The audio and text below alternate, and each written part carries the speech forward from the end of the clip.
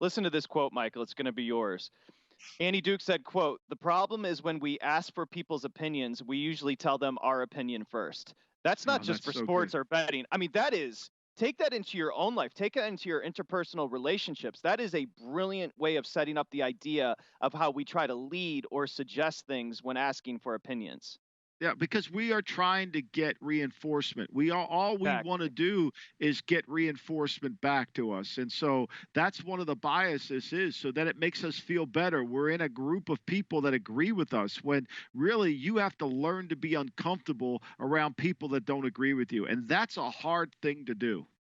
We're looking to confirm our bias. We're looking for and this is something you deal with all the time, Josh, and why you wrote the book. It's like we have fun with the contrarian angle, but the bottom line is the majority doesn't win in sports wagering. It's tough to be on your side at times, but you're not looking for the confirmation from the mass.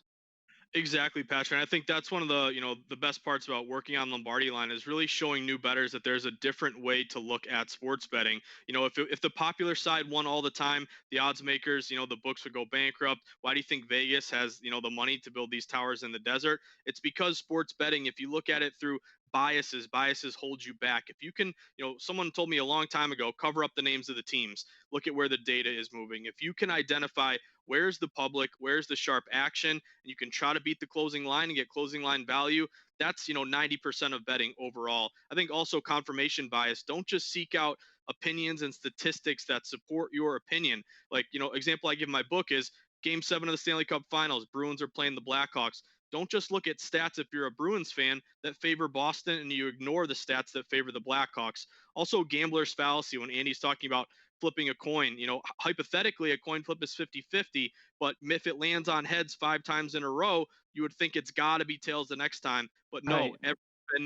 every spin is independent. Every flip is independent of the previous flip. So it could land on heads again.